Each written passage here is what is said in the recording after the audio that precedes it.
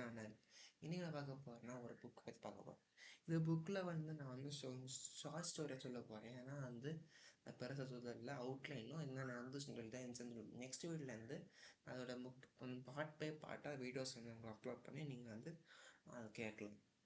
So இந்த book வந்து பேர் என்ன, அட்டாமிக் ஹேபிட், எழுதுனது வந்து ஜேம்ஸ் கிளியர். இதெல்லாம் வந்து ஆக்சுவலாக நான் வந்து ஒரு 2 to 3 months இல்லை, ஒரு 8 months வந்து படித்தேன். இப்போ வந்து விட்டுட்டேன். இப்போ டைம் இருக்கும்போது படித்து பார்க்கும்போது கொஞ்சம் நல்லா இருந்துச்சு. தென் லைஃப் சேஞ்ச் பண்ணணும்னா இதை படித்து தான் கொஞ்சம் எப்படியாவது ரெசல்யூஷன் எடுக்கணும் முடிவு பண்ணேன். அப்போ இந்த புக்கை படித்து எப்படியாவது ரெசல்யூஷன் எடுக்கணும். இப்போ இருக்கிற நான் கொஞ்சம் சேஞ்சஸ் பண்ணி நான் இருக்கணும்னு தோணும். ஸோ அந்த மாதிரி சேஞ்சஸ் தான் நான் லேர்ன் பண்ணது. அதை உங்களுக்கு ஷேர் பண்ண ஆசைப்பட்டேன். இந்த ஸ்டோரியில் வந்து தன்னோட எக்ஸ்பீரியன்ஸையும் இதில் வந்து ஒரு முக்கியமான பாயிண்ட்ஸ் சொல்லியிருக்காங்க. தென் 2 to 3 நான் வந்து சாப்டர் 2 வரை படித்தேன். அதுலேருந்து பார்க்கும்போது ஒரு two two or three experiments மாதிரி இருக்குது. எக்ஸ்பீரியன்ஸே ஒரு ரியல் டைம் எக்ஸாம்பிள்ஸ் இருக்குது. அந்த இன்ஸ்டன்ஸை அவ்வளோ படிச்சிருக்கேன். இப்போ வந்து 4-5 3-4-5 படிக்கலை. ஸோ இப்போ உங்கள் 2 கொஞ்ச நாள் 3 படிக்கும்போது வந்து நான் ஒரு பார்ட் இப்போ இன்ட்ரோ முடிப்போம். இன்ட்ரோவில் போயிட்டு நெக்ஸ்ட் பார்ட் வந்து 1 to 3 போகணும் ஒரு ஐடியா இருக்கேன். ஸோ நான் இன்ட்ரோ சொல்லிடுறேன். இன்ட்ரோவில் நடக்குதுன்னா அவர் எக்ஸ்பீரியன்ஸ் சொன்னாங்கன்னா, அவர் வந்து 10ஆம் கிளாஸ் படிக்கும்போது ஐ மீன் ஸ்டோரிஸ் சைடு புக்கு கொஞ்சம் பார்க்க சொல்லுவேன். ஏன்னா உங்கள் ஸ்டோரி எனக்கு அவங்ககிட்ட வந்து போனனால கொஞ்சம் ஸ்டோரிஸ் ஞாபகம் இருக்கும். சில சில ஸ்டோரிஸ் வந்து நான் பாயிண்டில் கனெக்ட் ஆகாமல் இருக்கும். அப்போ அதனால நான் அவங்க புக்கு ஃப்ரெண்ட் பக்கத்தில் சொல்லுவேன் சில ஸ்டோரிஸ். அவரோட 10ஆம் கிளாஸ் லாஸ்ட் டே லாக் இருக்கும்ல. இப்போ நம்ம சின்ன சொல்லி படிக்கும்போதெல்லாம் அந்த ஃபேர்வெல் இருக்கும்ல, ஃபேர்வெல்னு சொல்ல முடியாது, அது நமக்கு 12th ஃபேர்வெல், 10th ஒரு சொல்லுவாங்க. அந்த மாதிரி ஒரு லாஸ்ட் டே. அப்போ வந்துன்னா ஒரு அப்போ பசங்களாம் நான் நினைக்கிறேன், என் பசங்க எந்த பசங்க சொல்ல முடியாது, சக பசங்க சொல்லிட்டாங்க. ஸோ அப்போ என்னன்னா அந்த குரூப் இருக்கும் பிளேயர்ஸ். அப்போ அவங்க பேஸ்பால் பிளேயர் கேம் வந்திருக்கு. அப்போ விளையாடும்போதப்போ அந்த பால் போடுற பர்சன் பால் போட்டாச்சு. அப்போ பேட்டிங் அடிக்கிற ஆள் என்ன பண்ணால் அடிக்கும்போது என்ன ஆச்சுன்னா, அந்த பேட் அவங்க கையில் நழுவி ஹீரோவோட ஃபேஸில் அடி. அப்போ என்ன ஆச்சுன்னா அவங்களோட கண்ணில் ரொம்ப அஃபெக்ட் ஆயிருக்கு. கண்ணில் அஃபெக்ட் ஆச்சு, மூக்கு அஃபெக்ட் ஆச்சு, தன்னோட பிரெயின் சைடில் அஃபெக்ட் ஆச்சு. ஸ்கின் அந்த எல்லாம் நம்ம தலைன்னு ரொம்ப சென்சிட்டிவான ஒன்று. ஸோ அதை வந்து நம்ம எப்பவுமே அந்த இடத்துல அடிப்பட்டு நமக்கு ரொம்ப ஃபீல் இருக்கும். அண்டு சில ப்ராப்ளம் நமக்கு வந்து வரும். அதனால என்ன ஆச்சுன்னா அவருக்கு வந்து கண் குழியில் வந்து நல்லா ரொம்ப பிரச்சனை ஆச்சு, ப்ளீடிங் ஆச்சு. ப்ளீடிங் ப்ராப்ளமும் கிரியேட் ஆச்சு. அப்போது அவர் வந்து ஒரு அடிப்படத்தில் எப்படி அடிப்படை மைண்டில் வந்து முடிக்கும்போது எப்படி இருக்கும், ஒரு கண்டிஷன் இருக்கும். அப்போ பார்க்கும்போது தன் ஹெல்ப் பண்ண அடிப்பட்டு ஹெல்ப் பண்ணாதான்னு சொல்லிட்டு பார்த்தாங்களா. அப்போ வந்து ஐ சாக்கெட்டில் ப்ராப்ளம். ஸோ ஐ சாக்கெட்டில் எங்கள் தமிழ் என்ன பண்ணால் கண்குழிகள், சரியா, கண்குழிகள். நான் வந்து சில இங்கிலீஷ் வார்த்தை கூட தமிழ் வார்த்தை சொல்லுவேன். நீங்கள் வந்து அந்த மீனிங்ஸ் தெரியணும், அதுக்காக தான் தமிழ் இங்கிலீஷ்னு கொஞ்சம் ஆட் பண்ணி சொல்கிறது.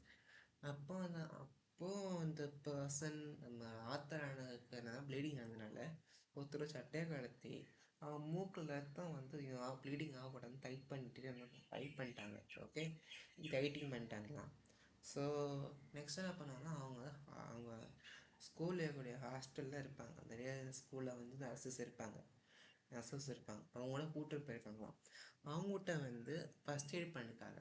ஸோ அவங்ககிட்ட என்ன, அவங்க நர்ஸு வந்து நம்ம ஆத்தர் என்ன கேட்டிருந்தாங்கன்னா, எப்போ இந்த மீன்ஸ் இப்போ எந்த இயரு அப்படின்னு கேட்டிருந்தாங்க நர்ஸு. ஓகே, அவங்க என்ன ஆன்சர் பண்ணாங்கன்னா 1990 யார் மாத்தர். பட் ஆனால் கரண்டாக இருக்க இயர் வந்து 2002. இதில் கன்ஃபியூஸ் ஆகிட்டார். நெக்ஸ்ட்டு அமெரிக்காவில் அதிபர் அப்படின்னு கொஸ்டின் கேட்டேன். அது நம்மளுடைய ஆத்தர் என்ன பண்ணாங்கன்னா கிளின்டன். சாரி, ஸ்பெல்லிங் மிஸ்டேக்கில் உச்சரி மிஸ்டேக் வந்து மாறும், சாரி. Bill Clinton. ஸோ உங்களுக்கான ஸ்பெல்லிங் வேணும்னா இங்கிலீஷ் புக்கில் பார்த்துக்கோங்க. எனக்கு வந்து தமிழில் வந்து இங்கிலீஷில் அண்டர்ஸ்டாண்ட் ஆகும். ஆனால் அந்த வார்த்தையை கொஞ்சம் எனக்கு வந்து கரெக்டாக ஆன்சர் உச்சரிப்பறதுனால கொஞ்சம் மிஸ்டேக்ஸ் வரும். ஸோ அந்த பர்சன் நேம் சொன்னாங்க. பட் ஆனால் அந்த பர்சன் நேம் ராங். ஆன்சர் என்னன்னா ஜார்ஜ் புஷ். அந்த பர்சனோட இப்போ கரண்ட் இருக்க அதிபர். அடுத்தவங்க அம்மா பேர் கேட்டாங்களாம். அம்மா பேர் கேட்டதுக்கு ரொம்ப யோசித்தார். நெக்ஸ்ட் என்ன பண்ணாங்களாம், அதுக்கு பிறகு கொஞ்சம் ஆன்சர் பண்ணாங்களாம். ஓகே, அதுக்கு பிறகு என்ன பண்ணாங்கன்னா அதுக்கு பிறகு என் மூளை வேகமாக வீங்கி கொண்டிருந்தது. சாரி, கொஞ்சம் லேட்டாக கொஞ்சம் லைன்ஸ் மாதிரி சொல்லிட்டேன். என் மூளை வேகமாக வீங்கிக் கொண்டிருந்தது. என் உடலால் கையாள முடியவில்லை. பிகாஸ் அவங்க பிரெயின் சைடில் வந்து அடிப்பட்டு தலையெல்லாம் பிரெயின் அஃபெக்ட் ஆகிடும். இப்போ அதனால அவங்களுக்கு நம்ம பிரெயின் தான் நம்மள எல்லா விஷயத்துக்கும் முக்கியமாக ஹேண்ட் முக்கியம். இப்போ பண்ண நம்ம கை கது எல்லாத்துக்கும் நம்ம கனெக்ஷன் கொடுத்துருந்தோம். அதுக்கோ நமக்கு செய்யணும் ஹேண்டை செய்யவும் அப்படி ஹேண்ட்லிங் பண்ண ரொம்ப டிஃபிகல்ட் ஆனாங்களாம். அப்போது எனக்கு அதனால் அவங்க கேள்வியெல்லாம் அவங்க நான் வச்சுக்க முடியலையா. அடுத்து என்ன பண்ணாங்கன்னா அவங்க மருத்துவமனை கொடுக்கலாம். மருத்துவமனைனா பக்கத்தில் இருக்க மருத்துவமனைக்கு கூட்டு போயிருக்காங்க. எப்படின்னா மருத்துவ ஊர்தி, இங்கிலீஷில் ஆம்புலன்ஸ், சரியா. ஸோ இதில் வந்து குடும்பம் முன்பு என்ன பண்ணான்னா அவரோட கான்சியஸ் இல்லை, சுயநினைவு இல்லாமல் இருந்தாராம். அப்போ என்ன பண்ண யாரை வந்து அப்போ என்னன்னா அப்போ வந்து யாரோ தூக்கி கொண்டு போனாங்க. எதுக்குன்னா உள்ளூர் அங்கே இருக்க லொக்கேஷனுக்குள்ளே இருக்க மருத்துவமனைக்கு இப்படி கூப்பிட்டு போனாங்களாம். அதுக்கப்புறம் என்ன ஆச்சுன்னா அவருடைய அவனோட உடம்புல இருக்கக்கூடிய எல்லா ஆக்ஷன்ஸும் சென்ஸ் இருக்குல்ல, சென்ஸ் எல்லாமே ஸ்டாப்பாக சொல்லிச்சான். கொஞ்சம் ஒழுங்க முடியலையா, மூச்சு அடிக்குது, மூச்சு விட முடியல. இதுமாதிரி பல இன்சிடென்ட்ஸ் ஃபேஸ் பண்ணியிருந்தாங்க. ஸோ இதனால் என்ன ஆச்சுன்னா ஆக்சிஜன் பற்றாக்குறை அவருக்கு வந்து நினைக்கிறேன். ஸோ அதனால ஆக்சிஜன் கொடுத்தாங்களாம் டாக்டர்ஸ். ஸோ இந்த இவ்வளோ கண்டிஷனில் கூட பர்சனை நம்ம ஆத்தரை வந்து இங்கே வந்து கையாள முடியாதுன்னு சொல்லிட்டு என்ன பண்ணாங்கன்னா சினான்சிட்டி அப்படின்னு இருக்கு. அப்படி ஒரு நகர்னா அங்கே என்னது ஒரு டவுன் சொல்லுவாங்க. ஸோ டவுன் சிட்டின்னு சொல்லலாம் டவுன் இல்லை. ஆனால் மேபி ரெண்டும் ஒரே வார்த்தை தெரியல. ஆனால் தமிழ் நகர் இல்லை. என்ன பண்ணிக்காங்கன்னா ஹெலிகாப்டரை கூட்டிப்பாங்க. அங்கே வந்து ஹெலிபேட் இருக்குது. ஹெலிபேட்னா ஹெலிகாப்டர் தளம் இங்கிலீஷில், சாரி தமிழில் வந்து ஹெலிகாப்டர் தளம், இங்கிலீஷில் ஹெலிபேட். ஸோ அங்கே இருந்து என்ன பண்ணாங்கன்னா இவங்களை வந்து மாத்திரை கூப்பிட்டு போயிட்டாங்க. எங்கே அந்த அந்த அந்த சனாசிட்டியில் இருக்கக்கூடிய ஹாஸ்பிட்டலுக்கு. சரியா. அதுக்கு என்ன பண்ணாங்கன்னா இவங்களை வந்து ஒரு எமர்ஜென்சி ரூம், அவசர சிகிச்சை பிரிவு என்ன பண்ணிட்டாங்க, ஸ்ட்ரெச்சரில் கொஞ்சம் எப்படியோ கொண்டு போயிட்டாங்க. இறங்கினோடனே கொண்டு போயிட்டாங்களாம்.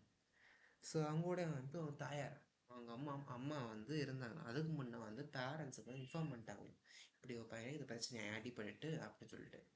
ஸோ இதனால் என்னன்னா அவங்க பேரண்டில் அவங்க அப்பா என்ன பண்ணாங்கன்னா தங்கச்சிக்கு வந்து ஸ்கூலில் ஒரு ஈவெண்ட்டு. ஸோ அப்போ வந்து கால் பண்ணாங்களாம். ஈவெண்ட் என்னென்னா கிராஜுவேஷன் அதோடைய எப்படி போட்டிருக்காங்கன்னா 8ஆம் வகுப்பு பட்டமளிப்பு விழா அப்படின்னு ஒரு ஈவெண்ட். ஸோ அந்த ஈவெண்ட்டுக்காக போனாங்கன்னா இது வந்து என்னோட அண்ணனுக்கு நடந்த இன்சிடெண்ட் எங்கள் அப்பா வெளியே தெரிஞ்ச உடனே ரொம்ப ஃபீல் பண்ணாங்க. தென் அவங்கள வந்து ஒப்படைச்சிட்டாங்க என் பேரண்ட்ஸ். ஏன்னா போக முடியாது. இந்த துக்கத்தில் எப்படி அங்கே செலிப்ரேஷன் போக முடியும், நல்லா இருக்காதுல்ல. ஆனால் பேரண்ட்ஸ் அவங்க ரிலேட்டிவ் ஒப்படைச்சிட்டு என்ன பண்ணால் அவங்க அப்பா வந்து அந்த ஹாஸ்பிட்டலுக்கு காரில் வந்தாங்களாம். அவங்க அம்மா வந்து ஹெலிகாப்டர்லேருந்து எப்படியோ அந்த ஹாஸ்பிட்டலுக்கு வந்து அட்மிட் பண்ணிட்டாங்க. யாரை நான் மாத்துறேன். அதுக்கு முன்னாடினா அவங்க வந்து அந்த கிராஜுவேஷனில் வந்து பேரண்ட்ஸ் வந்து போகணும்னு பிளான் பண்ணியிருந்தது ஃபெயில் ஆகிடுச்சு. என்னென்னா அவங்க வந்து இன்னும் கூட சொல்லிட்டேன் நான். அதுக்கு என்ன பண்ணாங்கன்னா ஸ்ட்ரெச்செல்லாம் ஏற்றிட்டு ஆக்சிடென்ட் ஜோனுக்கு வந்து நம்ம ஹீரோவை வந்து என்ன பண்ணாங்க வந்து அங்கே கொண்டு போயிட்டாங்க. ஆக்சிடென்ட் ஜோனை கூட்டிட்டு போயிட்டாங்க. ஏன்னா இது சினிமா அடிப்படனா ஜோனு அப்படின்னு இருக்கும் ஹாஸ்பிட்டலில், அங்கே கூட்டிட்டு போயிட்டாங்களாம். அதுக்கப்புறம் என்ன பண்ணால் அதனால என்ன ஆச்சுன்னா அவங்களால கொஞ்சம் இந்த மாதிரி ப்ராப்ளம்னால முன்கூட்டி அவங்களுக்கு சீஷர் வந்திருக்கு. சீஷர்னால் அதில் வந்து அடிக்கடி வலிப்பு இல்லை போட்டுக்கோம். வலிப்புன்னு சொல்லுவாங்க. அடிக்கடி வலிப்புனா போஸ்ட் ட்ராமாட்டிக் சீஷர்னு சொல்லுவாங்க. சீஷர்னால நான் கேள்விப்பட்டது கிடையாது. நான் கொஞ்சம் சீரியஸாக இருக்கனால சீஷர்ஸ் பற்றி தெரிஞ்சுக்கிட்டேன், இப்படி தான் இருக்குன்னு சொல்லிட்டு. ஸோ அப்போ தான் நான் சீஷர்னு எனக்கு புரிஞ்சுக்கிட்டேன். இப்போ சீஷர்னா அந்த மாதிரி இப்போது நீங்கள் சீஷர்ஸ் எப்படி பார்த்துருப்பீங்கன்னா, ராஜாராணி மூவி பார்த்துருப்பீங்க, நயன்தாரா படம். அதில் வந்து ஹீரோயின் நயன்தாரா வந்து அவங்க வந்து வழிப்பறம் போலீஸ்க்காக பண்ணாங்களா, வழிப்பந்த மாதிரி அதுக்கு தான் சீஷர். அந்த மாதிரி ஒரு பாட்டி வந்திருக்கான். அதனால என்னன்னா, எப்போ நான் அவங்களுக்கு வந்து பிரெயின் சைடு வீக்காக வந்து ரொம்ப இருக்கனால பாவம் ஆயிருக்கான். ஸோ அதுக்கப்புறம் அதுக்கு பண்ணாங்க மெடிக்கலாக என்ன பண்ணாங்கன்னா, அவங்கள ஹீரோவை ரொம்ப ஒரு மைக்கேல் அவ்வளோ கொண்டாந்துட்டு நமக்கு வந்து வென்டிலேஷன் வச்சு அந்த ஹீரோக்கு வந்து ஆக்சிஜன் சப்ளை கொடுத்தாங்க. கேஸ் அவங்க ஆக்சிஜன் சப்ளை இல்லாதனால ஹேண்டில் பண்ண முடியாமல் இருந்தாலும் ஹீரோ வந்து கொஞ்சம் மாதிரி மூச்சு விட்டு முடியும் அப்படின்னு சொல்லிட்டு பண்ணாங்களாம். அந்த அதுக்கு பிறகு இந்த ஹாஸ்பிட்டல் வந்து தன்னோட பேரண்ட்ஸுக்கு ஒரு பழக்கப்பட்ட இடமா இருக்குது. இங்கே வந்து பரிச்சயமான இடம் போட்டு பரிச்சயமானது பழக்கமானது கொஞ்சம் ஒரே மீனிங் பட் கொஞ்சம் சென்டென்ஸ் மாதிரி ஆகும். ஸோ என்னன்னா, தன்னோட தங்கச்சிக்கு வந்து கேன்சர். சின்ன வயசு ஹீரோ வந்து 5 வயசு அவங்க சின்ன தம்பி வந்து ஒரு சின்ன குழந்தை. சிஸ்டரோட வயசு எனக்கு கிளியர் தெரியல. பட் ஆனால் இந்த மாதிரி இன்சிடென்ட் இங்கே மீட் பண்ணிக்காங்களாம். ஸோ அப்போ இங்கே வந்து இங்கே தான் எங்கள் சிஸ்டரோடைய மொத்த கேன்சரும் க்யூர் ஆச்சு.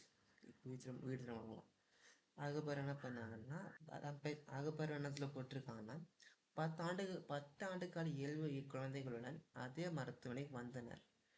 எப்போன்னா வேறொரு குழந்தையோட குழந்தை யார் இவரை சொல்கிறாரா இல்லை அது கிளியராக சொல்ல முடியல. தன்னுடைய பிரதரை சொல்கிறாங்களா இல்லை ஆத்தர் சொல்லுன்னு தெரியல.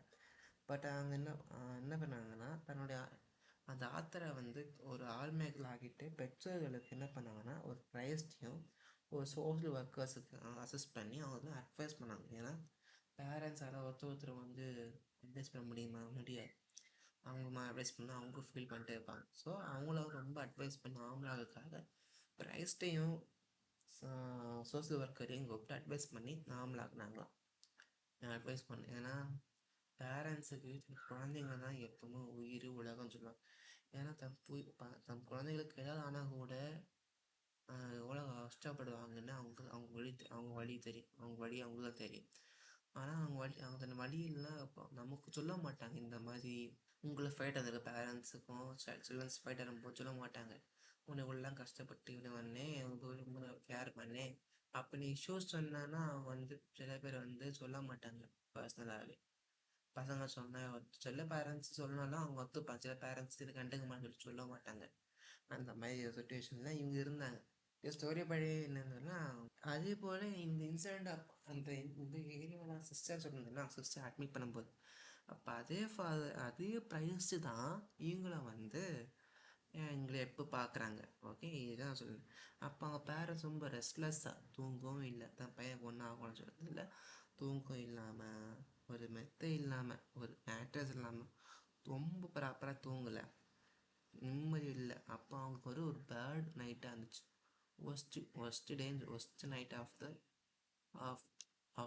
த லைஃப் அப்படின்னு சொல்லலாம். ஸோ இதுவும் வந்து அவர் வந்து ஒரு இன்ட்ரோவில் சொல்லியிருக்கார். இல்லைன்னா அதுக்கப்புறம் செகண்ட் டாபிக்னு சொல்லலாம்.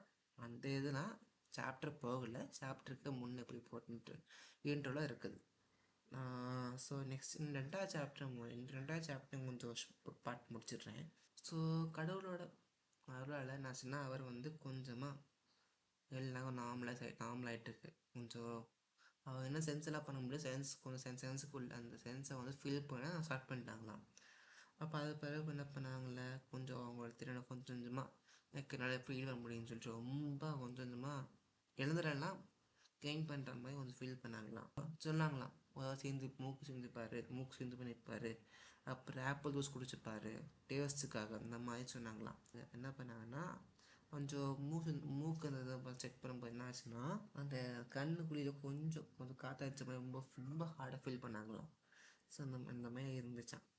இதனால கொஞ்சம் குள்ளே காற்றுலாம் போக கொஞ்சம் குறையும். ஆனால் அப்புறம் வந்து இந்த ஆப்பரேஷன் முடிஞ்சவர் எப்படி இருந்தாங்கன்னா, ஒரு குத்து சந்தையில் ஒரு வீரன் ஒருத்தனை அடி வாங்கும்போது எப்படி இருப்பான், வீக்கத்தோட எவ்வளோ இருப்பான், அந்த மாதிரி ஒரு அந்த மாதிரி சுச்சுவேஷனில் நம்ம ஹீரோன ஆர்த்தர் இருந்திருக்கார். ஹீரோ ஆர்த்தர் ரெண்டு சொல்லுவேன்னா ரெண்டு பார்த்து மாறவே சொல்லுவேன். ஏன்னா அப்போ உங்களுக்கு இன்ட்ரொடக்ஷனில் அப்படி இருக்கும். பட் ஆனால் போக போகிற ஸ்டோரியில் அவரை பற்றி வராது. ஸோ நம்ம வந்து ரியல் டைம் எக்ஸாம்பிளோட போயிடுவோம். ஸோ ஸ்டோரியில் ஆக்டர்ஸ் சொல்லணும்னா ஆக பிறகு என்னாங்கன்னா நல்லா அவன் கியூராக இருப்பானா போகலாம் அப்படின்னு சொல்லிட்டு என்ன பண்ணுவாங்கன்னா வீட்டுக்கு போகலான்னு சொல்லிட்டு டாக்டர் சொன்னாங்களாம். அதுக்கு பிறகு ஒரு கொஞ்சம் மாதம் போனோம் என்ன ஆச்சுன்னா முச்சினமாக என்னது வரைந்து போன மாதிரி ஒரு மீன்ஸ் வரைந்து போன மீன்ஸ் அதோ எல்லாம் முடிஞ்சு போன மாதிரி ஒரு ஃபீல் பண்ணாங்களாம். பிறகு என்ன பண்ணாங்கன்னா அவங்க கொஞ்சம் கியூரான பிறகு என்ன ஆச்சுன்னா அவங்க கண்ணில் விஷன் வந்து டபுள் விஷன். ஒரு பர்சன் ரெண்டாக தெரிவாங்கல்ல சில பேருக்கு கண்ணில் ஏதாவது போடும்போது ட்ராப்ஸ் போடும்போது இருக்கும். அதாவது சில நமக்கு தூக்க அடக்கத்துலாம் இருக்குது. அந்த மாதிரி அவங்க டபுள் விஷன் தந்துட்டான். பிறகு என்ன ஆச்சுன்னா பிறகு என்னப்பா கொஞ்சம் கொஞ்சம் இடது கண் தன்னுடைய இயல்பு நிலை திரும்பியது அப்படின்னு சொல்லியிருக்காங்க. நான் அவருக்கு வந்து எல்லாம் டபுள் விஷன் ப்ராப்ளம்னால கொஞ்சம் கொஞ்சமாக என்ன ஆகுது, இடது கண் வந்து எப்படியோ கிளியர் ஆகுதான். அப்போனா அப்போ அவஸ்தைகள்லாம் எப்படி இன்னும் எப்படி சொல்லாங்கன்னா 8 மாதங்களுக்கு வலிப்புகளையும் பார்வை பிரச்சனைகளையும் அனுபவித்து பிறகு ஒரு நாள் மீண்டும் என்னால் காரோட்டம் முடிந்தது. இந்த இஷ்யூஸ் இருந்தால் அவனால் காரோட்டம் முடிஞ்சிட்டான். அப்போ அவர் ஏஜ் எனக்கு எவ்வளோன்னு தெரியாது. 10ஆம் கிளாஸ் தான் அவர் ஏஜ் இருக்கும்னு ஒரு ஏஜ் இருக்கும். பட் ஆனால் அவளை எப்பவுமே நம்ம ப்ரெடிக்ட் பண்ண முடியாதுல்ல, ஆத்தர் இந்த ஏஜ்லாம் எப்படி இருக்கான்னு சொல்ல முடியாது. அவர் காரோட்டம் முடிஞ்சிடும் அந்த முடிஞ்ச பிறகு. அதுக்கு பிறகு நடக்கிறதுக்கான ப்ராக்டிஸு மொத்த அடிப்படையில் மொத்தம் இருக்கும். கால்லேருந்து கொஞ்சம் கால் கையில் ஹேண்டில் பண்ணும்போது டிஃபிகல்ட்டாக இருக்கும். ஸோ அதெல்லாம் கொஞ்சமாக ஹேண்டில் பண்ணாராம். சின்ன காயங்கள் அந்த அடிப்படைகளெல்லாம் குறைய அப்போ கொஞ்சமாக கிளியர் ஆகிட்டாங்களாம். அடுத்து ஒரு ஆண்டு கழிச்சு 1 இயர் கழிச்சு என்ன பண்ணாங்கன்னா பேஸ்பால் மேட்ச்சில் போனாங்களாம். நிச்சயம் பண்ண கிளியர் ஆன பிறகு என்ன ஆச்சுன்னா கொஞ்சம் அவங்க வந்து எப்படி சொல்கிறதுன்னா கொஞ்ச நாள் ஆச்சு, வெகு நாளாக போட்டு இல்லைன்னா வெகு காலம் ஆகும் அப்படின்னு நம்ம முக்கியமாக கிளியர் ஆகுறதுக்கு ஒரு நேரம் ஆகும் அப்படின்னு சொல்லியிருக்காங்களாம். இதுதான் என்னன்னா அவங்க மனசு ரொம்ப வேதனையாக இருந்துச்சான். இதெல்லாம் நினைக்கிறேன். ஆனால் எதனால இன்சிடென்ட் ஆச்சோ அந்த இன்சிடென்ட் தான் அவங்க வந்து ஒரு இன்சிடென்ட் அந்த இன்சிடென்ட்னாலே இவங்க வந்து ஒரு பேஸ்பால் பிளேயராக மாறினாங்க. இதில் அவங்க என்ன பண்ணாங்க, பேஸ்பால் எப்போதும் என் வாழ்க்கையில் ஒரு முக்கிய பகுதியாக வந்திருந்ததுன்னு சொல்லிட்டு போட்டிருக்காங்க. அதே போல் அவங்க அப்பாவும் ஒரு பேஸ்பால் பிளேயர். அப்போது நானும் இதுமாதிரி ஆகணும்னு ஒரு ஆசை இருந்துச்சான். அதாவது சிகிச்சைக்கு பிறகு என்ன பண்ணாங்கன்னா முதல்ல போகும்போது எனக்கு கொஞ்சம் இன்ட்ரெஸ்ட் இருந்துச்சு. ஆனால் பேஸ்பால் பெயின் வந்து அவ்வளோவா ஸ்மூத்தாக போகலை. ஏன்னா வந்து இப்போது அது எப்படி சொல்கிறதுன்னா சீனியர் பேஸ்பால்குள்ளே வந்து சேர்த்துக்கொள்ள சீனியர் இப்போ சொல்லுவாங்கள்ல, இப்போ வந்து குரூப் இருக்கும், ஒரு ஜூனியர் குரூப் இருக்கும், சீனியர் குரூப் இருக்கும். அப்போ வந்து பேஸ்பாலோட தெரியுமா தெரியாதான்னு அவங்களுக்கு தெரியும். பர்சனுக்கு இன்ட்ரெஸ்ட் இருக்கும். சில பர்சன் இன்ட்ரெஸ்ட் இந்த கேம் விளாடுவாங்க, சில பேர் இன்ட்ரெஸ்ட் விளையாட தெரியாமல் இருக்கும். அப்போ அந்த சுச்சுவேஷனில் வந்து சீனியர் குரூப்பில் போக முடியாமல் அப்புறம் எப்படியோ அவங்க அதனால என்னன்னா அவங்கள அவமானப்படுத்துகிற மாதிரி இருந்துச்சு. நீலாம் எங்களும் சேர முடியாது அப்படின்னு சொல்லி ரொம்ப பேசுவாங்கள்ல, அந்த மாதிரி ரொம்ப அவமானப்பட்டார். ஆனால் என்னாச்சு, அவருக்கு வந்து அவருடைய மைண்ட் செட் இதுக்கு இடம் மைண்ட் செட் மாறி போச்சு. காரில் ஏறவுடனே அவருக்கு ஏற்ற மாதிரி ஒரு ரேடியோவில் பாட்டு போட்டு பண்ணிட்டே இருந்தாராம். அதுக்கப்புறம் என்னாச்சு, பேஸ்பாலில் சேர்ந்த உடனே எனக்கு வாய்ப்பு எனக்கு அவ்வளோ கிடைக்கல. ஆனால் 11 டைம்ஸ் விளையாடினாங்கன்னு சொல்லி அவங்க எக்ஸ்பீரியன்ஸ் சொல்லியிருக்காங்க. ஆனாலும் ஒரு தலை சிறந்த பேஸ்பால் ஆக முடியும் நம்பிக்கை எனக்கு இருந்துச்சுன்னு சொன்னாங்களாம். ஆனால் பல விஷயம் நமக்கு வந்து இல்லைன்னு என்ன சொல்கிறாங்கன்னா, பல விஷயம் நமக்கு வந்து என்ன சொல்லுவாங்க, இப்போது நம்ம பேரண்ட்ஸை படிக்காமல் இருப்போம் சரியா, படிக்க மாட்டோம், ஒழுங்காக படிக்க மாட்டோம், மார்க் கம்மியாக சொல்லுவாங்க, நீ இந்த கஷ்டப்பட்டு தான் தெரியும் அப்படின்னு சொல்லுவாங்கள்ல. அந்த மாதிரி இவங்க இந்த கஷ்டத்தை அனுபவிச்சுட்டு இதுலேருந்து எப்படியாவது ஓவர் கம் சொல்ல முடியாது, எப்படியாவது தாண்டி வரணும் அப்படி ஒரு மனப்பான்மை முடியாது, வரணும் அப்படி ஒரு மைண்ட் செட்டில் அவங்க இருக்காங்க. அந்த மாதிரி அவர் வந்து இந்த மாத்தர் கொஞ்சம் கொஞ்சமாக அவர் டெசன் பண்ணாரா. அப்படி என்ன சொல்கிறாங்கன்னா நான் இப்போ முன்கூட்டி சொன்ன ஸ்டோரி வந்து நான் குணமடைய தொடங்கினேன், பெண்ணை கியூரிங் அப்படின்னு சொல்லிட்டு. அடுத்த டாப்பிக்கில் வந்து பழக்கங்களை பற்றி நீ எப்படி கற்றுக்கொண்டேன், நீ எப்படி ஹேபிட் வளர்த்துக்கொண்டேன்னு சொல்லியிருந்தாங்களாம். அப்போ என்னன்னா அவர் டென்னிசன் யூனிவர்சிட்டியில் வந்து படித்தாராம். பல ஏமில் எடுத்தாங்களாம் இருந்துச்சான். அப்போ என்னென்னா பேஸ்பாலில் வந்து அப்போ அவங்க வந்து பிளேஸ் ஆகிட்டாங்க. அப்போ அந்த கீழ்மட்டத்தில் இடம் பெற்றிலும் கீழ்மட்டத்தில் இருந்து போட்டிருக்காங்க. கீழ்மட்டத்தில் இடம் பெற்றிருந்த போதிலும் எனக்கு அதில் ஒரு இடம் கிடைத்தது. அப்போ அவங்களுக்கு சான்ஸ் கிடச்சிருக்கு குறித்து நான் உற்சாகமிடேன். அவன் ரொம்ப இன்ட்ரெஸ்ட் ஆகிட்டாங்க. அப்போது அவங்க அணி சார்பில் வந்து ஆடுறதுக்காக கொஞ்சம் நாட்கள் ஆகுங்கிறதுனால ஒரு டிசிப்ளினை எப்படின்னா இருக்கணும், எப்படி கொண்டாடணும் அப்படின்னு சொல்லிட்டு அவங்களோட ஹாஸ்டல்ஸ் இருப்பாங்களே, இவங்க வந்து ஸ்டேயிங் இருக்கிறதுல அவங்க ஃப்ரெண்ட்ஸு. ஸோ அவங்க என்ன பண்ணாங்கன்னா ரொம்ப நேரம் வந்து கம்ப்யூட்டர் கேம்ஸு அல்லது அந்த மாதிரி இருந்தாங்களாம். ஆனால் மாத்திரை என்ன பண்ணாங்கன்னா தூக்கம் எப்படி சொல்கிறது, தூக்க பழக்கங்கள் இப்போ நேரத்து தூங்கினா நேரத்தில் நம்பிடலாம் அப்படின்னு சீக்கிரமாக தூங்கிடுவாங்களாம், சீக்கிரமாக நடந்துருவாங்களாம். அதே போல் மோசமாக என்ன பண்ணுவாங்கன்னா நிறைய க்ளீன் பண்ணுவாங்க, ரொம்ப அலங்கோலமாக இருக்கும். ஆனால் அவள் க்ளீன் பண்ண வச்சா நம்ம க்ளீன் பண்ணி வச்சுக்கலாம்னு சொல்லிட்டு அது ஒரு ஹேபிட்டாக என்ன பண்ணாங்க, வந்து வளர்த்தாங்க. க்ரோ அப் ஆச்சு. நெக்ஸ்ட்டு ஆகுனா அவங்களோட கான்ஃபிடென்ஸ் வந்துச்சு. கான்ஃபிடென்ஸ் வந்து அவங்களுக்குள்ள வந்துச்சு. ஸோ அவங்க படிப்பே ஃபோக்கஸ் பண்ணாங்க. அந்த மாதிரி நிறைய அவங்க ஃபோக்கஸ் பண்ணாங்க. ஸோ ஒரு பழக்கம் வந்து நம்ம வந்து எப்போவுமே சொல்கிற எக்ஸ்பீரியன்ஸ் சொல்கிறேன், ஒரு ஹேபிட்டை வந்து எப்போவுமே நம்ம வந்து மறக்க விடாது. ஒரு டைம் பண்ணோன்னா அப்படி பண்ணிட்டே இருக்கணும். சரி, ஒன் டைம் பண்ணுறத விட்டுனோன்னா அது நம்ம லைஃப்பை வந்து சேஞ்ச் பண்ணாது. ஆனால் எப்போவுமே தொடர்ச்சியாக பண்ண தான் நம்ம லைஃபு சேஞ்ச் ஆகும். அவன் ஒவ்வொரு செமஸ்டர் என்ன பண்ணால் கொஞ்சமாக வந்து படித்து அதுக்கான இம்பேக்டை வந்து என்ன பண்ணாங்க கெட் பண்ணாங்களே. எப்படின்னா வாரத்துக்கு அவர் எப்படி சொன்னாங்கன்னா வாரத்துக்கு வந்து என்ன பண்ணால் பல முறை ஜிம்முக்கு போவாராம் எடை தூக்கிறதுக்கு தான். அப்போது அடுத்த ஆண்டுகள் என்னுடைய 6 அடி 4 அங்கு என்னுடைய எடை வந்து 77லேருந்து 90 மாறிச்சான். அவங்களோட அப்போ வெயிட் 77. வெயிட் தூக்க முன்னாடி 77, ஆஃப்டர் ஜிம் போன பிறகு 90 ஆகிட்டான். அதில் இப்போ நான் கொஞ்சமாக வந்து நெக்ஸ்ட் அவங்களோட பேஸ்பாலில் வந்து கொஞ்சம் கொஞ்சமாக அவங்களோட க்ரோத் இன்க்ரீஸ் ஆக தன்னுடைய எல்லா பழக்கத்தையும் ரொம்ப அது இந்த பழக்கங்கள்லாம் வந்து சொன்னல, ஜிம் போகிறது, படிக்கிறது, க்ளீனாக வச்சுக்கிறது, தூங்குறது, இதனால அவங்களுக்கு வந்து ஒரு ரிவார்ட் கிடைச்ச மாதிரி ஒரு ஃபீல் அவங்களுக்கு இருந்திருக்கு. ஒரு பேஸ்பால்னு நடந்த சம்பவத்தினால எவ்வளோ சேஞ்ச் கிடச்சிருக்குன்னு அவரால் என்னென்ன ரியலைஸ் பண்ண முடியுது. அதுக்கப்புறம் நெக்ஸ்ட் என்ன பண்ணாங்கன்னா ஒரு 6 மாதம் பிறகு அதே யூனிவர்சிட்டியில் என்ன பண்ணாங்கன்னா ஒரு அத்லட்டியாக மாறினாங்க. அவர் பட்டம் கிடச்சான். பிறகு அதே இயரில் என்ன கிடச்சுன்னா பிரசிடென்ட் மெடல். அதே போல் அவங்களோட ஒவ்வொரு செக்ஷனில் 8 வெவ்வேறு பிரிவுகளின் கீழ் என்னோட பேர் இடம்பெற்றிருந்தது அப்படின்னு சொல்கிறாங்க. அதே போல் அவன் சொன்னால் நான் அப்படிப்பட்டவன், எனக்கு எல்லாமே தெரியும்னு சொல்லி ரொம்ப ஓவர் ஹெட் வெயிட்டு அதில் ஓவர்ஸையும் காட்டல. அதை தான் நம்மளும் சொல்லலாம். அவர் வந்து நான் எப்படிப்பட்டவன் அப்படின்னு நான் ஓவர் ஹெட்லாம் காட்டல. அதனால் என்னோட கான்ஃபிடென்ஸ் நான் பண்ணுற பழக்கங்கள்னால என்னோட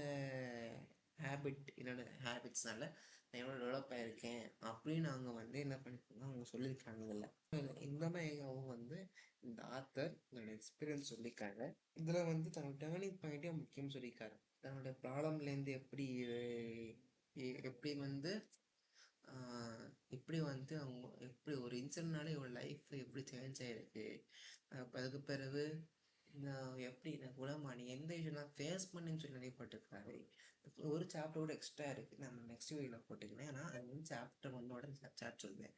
ஸோ அந்த சாப்டர்னா வந்து நான் உங்களுக்கு ஒன்று சொன்னேன்னா அவர் வந்து இந்த புக்கு ஏன் எழுதுனேன், அவர் வந்து இதை பற்றி எப்படி எழுதுனேன், ஏன் எழுதுனேன்னு சொல்லிட்டு அவன் அந்த கொஸ்டின் ரைஸ் பண்ணி அவர் ஆன்சரை வந்து அவர் ஆன்சரை இங்கே போட்டிருக்காங்க.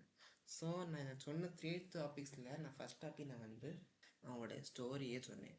நெக்ஸ்ட் டாபிக் நான் என்ன சொன்னேன்னா அவரோட ஹெல்த் இஷ்யூஸ் எப்படி ரிகவர் ஆனான்னு. தேர்டாக சொன்னது என்னன்னா எப்படி வந்து நான் பழக்கத்தை நான் வந்து டெவலப் பண்ணேன். இந்த 3 கான்செப்ட் அவனோட எக்ஸ்பீரியன்ஸ் வழியாக சொல்லியிருக்காரு. நானும் எக்ஸ்பீரியன்ஸ் ஆகிறது வந்து நம்ம நெக்ஸ்ட் வீடியோ பார்த்துக்கலாம். ஏன்னா இந்த எக்ஸ்பீரியன்ஸ் தான் நம்மளோட, ஏன்னா ஒவ்வொரு ஒவ்வொரு நம்ம நிறைய பேர் இன்ஸ்பிரேஷன் வச்சுருப்போம், எக்ஸ்பீரியன்ஸ் வச்சுருப்போம். எக்ஸாம்பிளுக்கு அப்துல் கலாம் வச்சுக்கோங்களேன். அப்துல் கலாம் அவங்கள எத்தனை பேர் இன்ஸ்பிரேஷன் வச்சுப்பாங்க, இன்ஸ்பிரேஷன் வச்சுருப்பாங்க. ஸோ அதனால என்ன இதுன்னு தெரியுமா, அவங்க சயின்டிஸ்ட்டு. அதே போல் பட் ஆனால் எனக்கு அவரோட இன்ஸ்பிரேஷன் ரொம்ப பிடிக்கும். ஏன்னா வந்து அவர் சில மந்த்ரா சொல்லுவாங்க, பசங்களாம் கேட்பாங்க எப்படி டெவலப் ஆகணும், இதுன்னு சொல்லிப்பாரு உனக்கு பர்ஃபெக்டாக ஆகும் அப்படின்னு சொல்லி அவர் நிறைய அச்சீவ்மெண்ட், அவர் பல ஸ்டூடெண்ட்ஸோட அச்சீவ்மெண்ட்ஸுக்கு ஹெல்ப்ஃபுல்லாக இருந்த பர்சன் தான். இந்த மாதிரி பர்சன்ஸை நம்ம வந்து இன்ஸ்பிரேஷனை வச்சு நம்ம இப்படியா ஆசைப்படுவோம்ல, அந்த மாதிரி எவ்வளோ எக்ஸ்பீரியன்ஸு நம்மளோட லைஃப்பில் ஒரு சேஞ்சு இப்படி பண்ணால் நம்ம ப்ரிப்பேர் பண்ணுவோம், அது நமக்கு ஏற்ற மாதிரி ஒரு ஹேபிட் வளர்த்து நம்ம டெவலப் பண்ணிப்போம் அப்படின்னு ஒரு மைண்ட் செட்டுக்குள்ளே அவர் வரணும். நம்மளை மாற்றி நம்ம லைஃப் சேஞ்ச் பண்ணுறதுக்காக தான் இந்த ஆத்தர் நம்ம இன்ட்ரோவில் வந்து இந்த மாதிரி சொல்லியிருக்காங்க. ஸோ இந்த அட்டாமிக் ஹேபிட்டோட புக்கோட லிங்கு வேணால் நான் வந்து லேட்டாக உங்களுக்கு அப்லோட் பண்ணிக்கிறேன். அந்த புக் தமிழ் தான் என்கிட்ட இருக்குது, தமிழோடதை நான் வந்து ட்ரைவலிங்கில் போட்டு லிங்க் செட் பண்ணுறேன். இங்கிலீஷ் வேணா கூட இங்கிலீஷ் கிடச்சி நாங்கள் அதில் அப்டேட் பண்ணி போட்டுன்னு எங்களுக்கு டவுன்லோட் பண்ணி படிச்சுக்கலாம். ஸோ உங்களுக்கு இந்த ஸ்டோரி பிடிச்சிருந்தா மறக்காம லைக், ஷேர், சப்ஸ்கிரைப் பண்ணிடுங்க. தென் புக் படிக்கிற பர்சன்ஸ்க்கு முக்கியமாக ஷேர் பண்ணுங்கள். பிகாஸ் என்னென்னா புக்கை படிக்க இன்ட்ரெஸ்ட் இருக்கும், பட் ஆனால் புக்கு வந்து எப்படி, அதாவது எப்படி சொல்லு, புக் இல்லாமல் இருப்பாங்க, வேறு யூடியூப்பில் கேட்கலாம், அவங்களுக்கு ஃபோன் யூஸ் பண்ணும்போது இருக்கும். ஸோ அதை வந்து கிளியர் பண்ணுறதுக்காக தான் நான் என்ன சொல்கிறேன்னா இந்த வீடியோஸை ஷேர் பண்ண சொல்கிறேன். தேங்க்யூ.